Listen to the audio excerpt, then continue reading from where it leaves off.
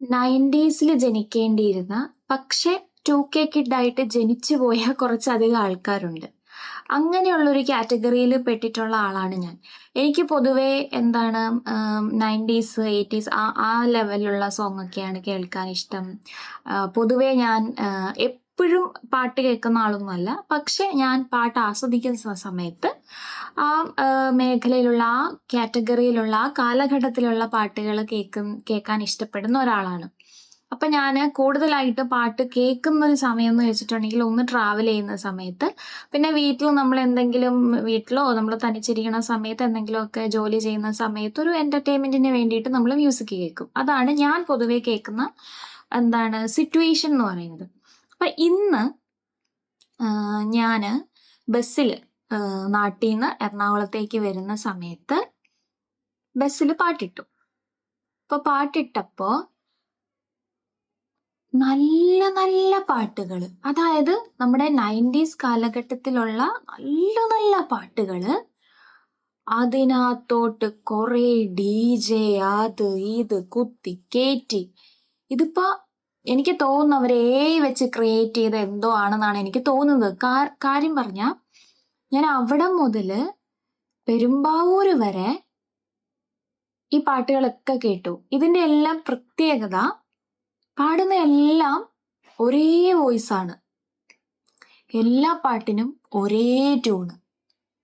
ആ പാട്ടിന്റെ സ്വഭാവം ഇല്ലാണ്ടാക്കിക്കൊണ്ട്, ആ പാട്ടിന്റെ ഒരു താളത്തെ ബാധിച്ചുകൊണ്ട്, ആ പാട്ട് നമുക്ക് ആസ്വദിക്കാൻ പറ്റാത്ത ലെവലില് ഇതാരാ ഇങ്ങനെ ചെയ്തു വിട്ടേന്ന് എനിക്ക് അറിയത്തില്ല. എനിക്ക് ഒരു പോയിന്റ് കഴിഞ്ഞപ്പോഴേക്കും ഈ പാട്ടിനി ഇങ്ങനെ തന്നെ ആണോ കാരണം അവിടെ മുതൽ ഇവിടെ വരെ ഈ ടൈപ്പ് ഓഫ് സോങ് മാത്രം കേട്ട് കേട്ട് കേട്ട് കേട്ട് എന്റെ തല പെരുത്തു. വണ്ടിന്ന് ഇറങ്ങി പോവാനും പറ്റില്ല.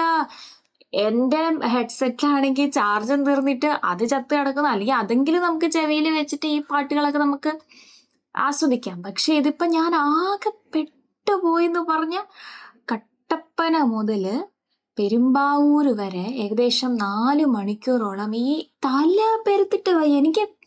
എനിക്ക് എന്റെ ദേഷ്യം കൺട്രോൾ ചെയ്യാൻ പറ്റുന്നില്ല.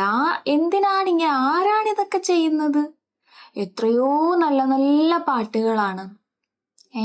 എപ്പോഴും ഒരുപാട് പേരുടെ തെറ്റിദ്ധാരണ എന്നല്ല, ആളുകൾക്ക് അറിയില്ല ഈ 2Kയിൽ ജനിച്ച കുറച്ച് പിള്ളേര് 90s സോങ്സ് ഒക്കെ കേൾക്കും, ആ പാട്ടുകൾ ആസ്വദിക്കും എന്നുള്ള കാര്യം. കാരണം ഞാനിവിടെ ഒരിക്കൽ ഇങ്ങനെ തുണി അലക്കിക്കൊണ്ടിരിക്കുന്ന സമയത്ത് സ്പീക്കറിൽ ആ കാലഘട്ടത്തിലെ പാട്ട് വെച്ചിട്ട് ഞാൻ തുണി അലക്കിക്കൊണ്ടിരിക്കും. അപ്പോഴേക്കും ഞങ്ങളുടെ ഹോസ്റ്റലിലെ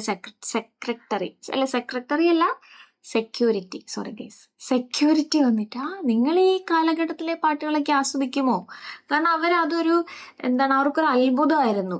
ഈ 2000-ലൊക്കെ ജനിച്ച പിള്ളേര് ഇങ്ങനെ ആ കാലഘട്ടത്തിലെ പാട്ടുകൾ ആസ്വദിക്കുന്നു എന്ന് പറഞ്ഞത് ആ ചേച്ചിക്ക് ഒരു അത്ഭുതമായിട്ടാണ് ആ ചേച്ചി എക്സ്പ്രസ് ചെയ്തത്. അപ്പൊ ഒരുപാട് പേര് അങ്ങനെ ആയിരിക്കും ചിന്തിക്കുക. പക്ഷെ എന്നെ സംബന്ധിച്ച് എൻ്റെ കൂടെയുള്ള ആളുകളും അതെ, ഞാൻ ഒരുപാട് പേരെ കണ്ടിട്ടുണ്ട് ഈ 90കളിലെ പാട്ടുകളൊക്കെ ആസ്വദിക്കാൻ ഇഷ്ടമുള്ള ആളുകളാണ്.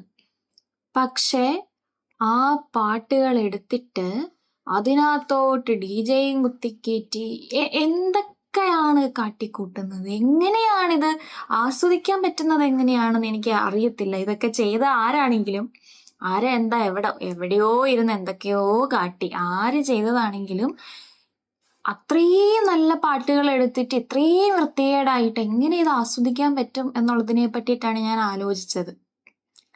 അതോടുകൂടി ബസ്സിൽ വരുന്ന സമയത്ത് ഇനി എത്ര ഗതികെട്ട അവസ്ഥയാണെങ്കിലും ബസ്സിൽ പാട്ടിടുമ്പോൾ അതിന് വേറെ എന്തെങ്കിലും വഴി കണ്ടെത്തണമെന്നാണ് ഞാൻ വിചാരിച്ചുകൊണ്ടിരിക്കുന്നത്. ഞാൻ 4 മണിക്കൂർ വെറുത്തെന്ന് പറഞ്ഞ എൻ്റെ ജീവിതം വെറുത്തുപോയി. അമ്മാതിരി പാട്ടുകളായിരുന്നു ഗൈസ്.